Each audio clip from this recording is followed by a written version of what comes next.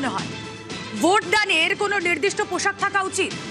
ধরুন কেউ শাড়ি পরে যাবেন, কেউ যাবেন না, কেউ লুঙ্গি পরে যাবেন, কেউ যাবেন না। হ্যাঁ, আসলে এমনই ফতোয়া জারি হয়েছে, লুঙ্গি পরে ভোট নয়, এই ফতোয়া জারি করা হয়েছে এবং তার জন্য একজনকে তার নাতির প্যান্ট পরে যেতে হলো ভোট দিতে। এমনই ফতোয়া জারি হয়েছে, লুঙ্গি পরলে ভোট নয়, ভোটে পোশাক ফতোয়া, ভোট দিতে হলো নাতির প্যান্ট পরে। এবং আপনাদের জানিয়ে রাখি, খুবই গুরুত্বপূর্ণ যে বিষয়, তা হলো হিন্দু মুসলিম দুই সম্প্রদায়কেই এই লুঙ্গি ফতোয়া। জিয়াউল আলম রয়েছেন আমাদের সঙ্গে। জিয়াউল, বাহিনী এখানেও বাধা দিতে পারে? কে কি পোশাক পরে যাবে কি যাবে না, কি ফতোয়া জারি করা হলো? দেখো, পোশাক ফতোয়া অর্থাৎ নুঙ্গি পড়লে ভোট নয়, এমনই ফতোয়া দিলেন কে? কেন্দ্রীয় বাহিনী। অর্থাৎ একেবারে গোবরডাঙ্গার 189 নম্বর বুথে এমনই চাঞ্চল্যকর অভিযোগ, অর্থাৎ যে সমস্ত এলাকার মানুষরা যারা নুঙ্গি পরে গেছিল, একেবারে কেন্দ্রীয় বাহিনী সেখানে ফতোয়া জারি করে যে কোনো রকম নুঙ্গি পরে কিন্তু তারা ভোটদান প্রদান করতে পারবেন না।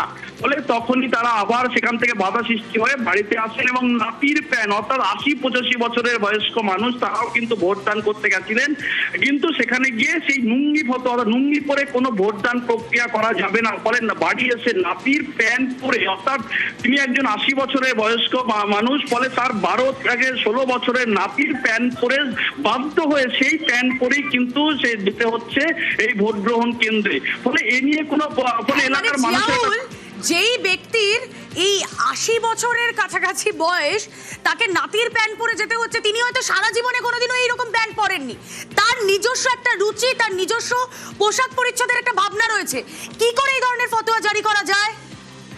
একদম দেখো, শুধুমাত্র এই অর্থাৎ এই যিনি অভিযোগকারী দেশের আলী মন্ডল, আবুল হাসেন মন্ডল এবং গণেশ মজুমদার, এই তিনজনকেই কিন্তু একই ফতোয়া দেওয়া হয়েছে, অর্থাৎ নুঙ্গি পরে কোনো ভোট নয়, আগে প্যান্ট পরে আসুন তাহলেই হবে। এবং যেহেতু 80 বছরের বয়স্ক মানুষ, ফলে তিনি একাধিকবার ভোট দিয়েছেন, কোনো সমস্যা হয়নি এবং তিনি নুঙ্গি পরেই কিন্তু স্বাচ্ছন্দ্য বোধ করে, কিন্তু সেখান থেকে বাধ্য করা হলো প্যান্ট পরতে। ফলে তিনি ভোট প্রক্রিয়া করবেন, ভোট প্রক্রিয়া গণতান্ত্রিক প্রক্রিয়া, তিনি ভোট দেবেন, বলে দেখা যাচ্ছে তাকে বাধ্য করা হয়েছে প্যান্ট। আচ্ছা, যদি বাধ্য করা হয় বাহিনীর তরফ থেকে, আমাকে তো কাউকে কোনো একটা কাজ করতে বাধ্য করা হলে তাকে কারণ দর্শাতে হবে। কি কারণ দর্শানো হয়েছে বাহিনীর তরফ থেকে যে লুঙ্গি না পরা যাবে না? একদম দেখো, অর্থাৎ ড্রেস কোড, অর্থাৎ লুঙ্গি তাদের পছন্দ নয়, ফলে সেই ড্রেস কোড তাদের পছন্দ হয়নি, তাই তাদেরকে ভোট দেওয়া যাবে না। ফলে ড্রেস কোডেও কিন্তু বাধা হয়ে দাঁড়াচ্ছে কেন্দ্রীয় বাহিনী। ফলে মানুষ একটা হয়রানির অভিযোগ তুলছেন, এই হেনস্থার অভিযোগ তুলছেন, তার কারণ তারা দীর্ঘদিন ধরে এখানে বসবাস করছে, তারা ভোট দিচ্ছেন, একের পর এক ইলেকশনে ভোট দিচ্ছেন। বাহিনীর কাছে কি এরকম কোনো নির্দেশ আছে যে তাদের পছন্দ অনুযায়ী ভোটাররা পোশাক পরে আসবেন ভোট দিতে? কিন্তু তারা কিন্তু বারংবার জিজ্ঞাসা করে যে কেন লুঙ্গি পরতে হবে, সেই ব্যাপারে কোনো নির্দেশিকা তারা দেখাতে পারেননি। ফলে তাদের পছন্দ, তাদের অপছন্দতেই ভোট হবে। ফলে বাহিনীর পছন্দ নয় লুঙ্গি, ফলে তারা ভোট দিতে পারবেন না, প্যান্ট পরে আসলেই ভোট দিতে পারবেন।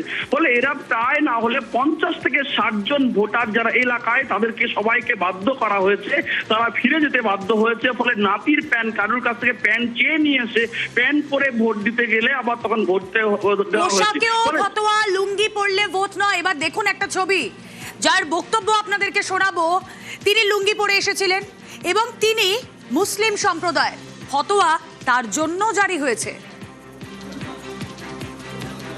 সেখানে আমি যাবার পরেই আবার লুঙ্গি, আর আমার লুঙ্গি খুলে থুয়ে বাড়ির থেকে আবার আমার নাতিদের প্যান্ট টান পরে তাই আবার জাতি হলো। এত খারাপ লাগে না? আমার আর বয়স আর আছে। আপনার বাড়ি ভোট কেন্দ্র থেকে কত দূর? এই মাইল গানি হবে। এত দূর বাড়ি আসলেন? হ্যাঁ। দেশের আলী মন্ডলের কথা শুনলেন, শুধু ভাবছেন কি দেশের আলী মন্ডল তার লুঙ্গি পরায় ফতোয়া জারি না? যে কথা একদম শুরুতে আপনাদেরকে বলেছিলাম, যদি কোনো হিন্দু তিনিও লুঙ্গি পরে যান, সেখানেও নিষেধাজ্ঞা। কেন্দ্র বাহিনী এসে বলছে লুঙ্গি নেই, চলে যায় লুঙ্গি। হ্যাঁ, আমি তাড়াতাড়ি এসে বাড়ি এসে বাক্সের থেকে প্যান্ট বের করে প্যান্টটা পরে আবার যাই, তার ভিতরে কেউ কিছু বলেনি। কেন্দ্র বাহিনী ওই মাঠে যেখানে দাঁড়িয়েছিলাম ওখানে বলছে যে লুঙ্গি টুঙ্গি চলবে না। কেন্দ্র বাহিনীর বক্তব্য ছিল যারা লুঙ্গি পরে আসবে তাদের ভোট দিতে দেওয়া হবে না। এটা আমরা কেন্দ্র বাহিনীর কাছে গিয়ে বলি যে কারণটা কি, আমাদের এখানে তো ম্যাক্সিমাম মানুষই লুঙ্গি পরে, হিন্দু মুসলিম এমন কোনো ব্যাপার নেই, অনেকেই লুঙ্গি পরে। তা বৃদ্ধ মানুষ তারা তো আজীবন লুঙ্গি পরে এসছে, তাদেরকে বলছে যে লুঙ্গি পরে অ্যালাউ নেই, ভোট কেন্দ্রে যাওয়া হবে না। এবং এমনকি আমাদের কথা বলতে গেলে কেন্দ্র বাহিনী আমাদের বিরুদ্ধে মানে লাঠি নিয়ে তেড়ে আসে। 142 আসনের সব খবর, সব আপডেট, সব ছবি সবার আগে নিউজ 18 বাংলায়। তার সঙ্গে চলবে আলোচনা, পুঙ্খানুপুঙ্খ বিশ্লেষণ। আমি রুমেলা বিদায় নিচ্ছি, এরপর আসছে অয়ন ভট্টাচার্য। সঙ্গে থাকুন, দেখতে থাকুন বাংলার কুরুক্ষেত্র। আচ্ছা, আপনাদের কি মনে হয় ভোট দানের কোনো নির্দিষ্ট পোশাক থাকা উচিত? ধরুন কেউ শাড়ি পরে যাবেন, কেউ যাবেন না, কেউ লুঙ্গি পরে যাবেন, কেউ যাবেন না। হ্যাঁ, আসলে এমনই ফতোয়া জারি হয়েছে, লুঙ্গি পরে ভোট নয়, এই ফতোয়া জারি করা হয়েছে এবং তার জন্য একজনকে তার নাতির প্যান্ট পরে যেতে হলো ভোট দিতে। এমনই ফতোয়া জারি হয়েছে, লুঙ্গি পরলে ভোট নয়, ভোটে পোশাক ফতোয়া, ভোট দিতে হলো নাতির প্যান্ট পরে। এবং আপনাদের জানিয়ে রাখি, খুবই গুরুত্বপূর্ণ যে বিষয়, তা হলো হিন্দু মুসলিম দুই সম্প্রদায়কেই এই লুঙ্গি ফতোয়া। জিয়াউল আলম রয়েছেন আমাদের সঙ্গে। জিয়াউল, বাহিনী এখানেও বাধা দিতে পারে? কে কি পোশাক পরে যাবে কি যাবে না, কি ফতোয়া জারি করা হলো? দেখো, পোশাক ফতোয়া অর্থাৎ নুঙ্গি পড়লে ভোট নয়, এমনই ফতোয়া দিলেন কে? কেন্দ্রীয় বাহিনী। অর্থাৎ একেবারে গোবরডাঙ্গার 189 নম্বর বুথে এমনই চাঞ্চল্যকর অভিযোগ, অর্থাৎ যে সমস্ত এলাকার মানুষরা যারা নুঙ্গি পরে গেছিল, একেবারে কেন্দ্রীয় বাহিনী সেখানে ফতোয়া জারি করে যে কোনো রকম নুঙ্গি পরে কিন্তু তারা ভোটদান প্রদান করতে পারবেন না।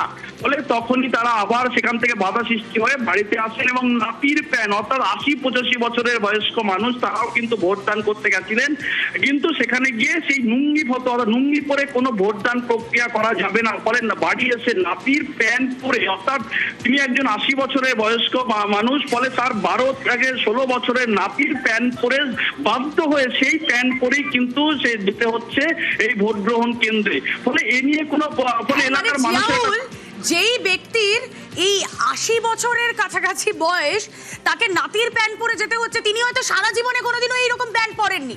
তার নিজস্ব একটা রুচি, তার নিজস্ব পোশাক পরিচ্ছদের একটা ভাবনা রয়েছে। কি করে এই ধরনের ফতোয়া জারি করা যায়? একদম, দেখো, শুধুমাত্র এই অর্থাৎ এই যে অভিযোগকারী দেশের আলী মন্ডল, আবুল হাসেন মন্ডল এবং গণেশ মজুমদার, এই তিনজনকেই কিন্তু একই ফতোয়া দেওয়া হয়েছে। অর্থাৎ নুঙ্গি পরে কোনো ভোট নয়, আগে প্যান্ট পরে আসুন তাহলেই হবে। এবং যেহেতু 80 বছরের বয়স্ক মানুষ, ফলে তিনি একাধিকবার ভোট দিয়েছেন, কোনো সমস্যা হয়নি এবং তিনি নুঙ্গি পরেই কিন্তু স্বাচ্ছন্দ্য বোধ করে, কিন্তু সেখান থেকে বাধ্য করা হলো প্যান্ট পরতে। ফলে তিনি ভোট প্রক্রিয়া করবেন, ভোট প্রক্রিয়া গণতান্ত্রিক প্রক্রিয়া, তিনি ভোট দেবেন, বলে দেখা যাচ্ছে তাকে বাধ্য করা হয়েছে প্যান্ট। আচ্ছা, যদি বাধ্য করা হয় বাহিনীর তরফ থেকে, আমাকে তো কাউকে কোনো একটা কাজ করতে বাধ্য করা হলে তাকে কারণ দর্শাতে হবে। কি কারণ দর্শানো হয়েছে বাহিনীর তরফ থেকে যে লুঙ্গি না পরা যাবে না?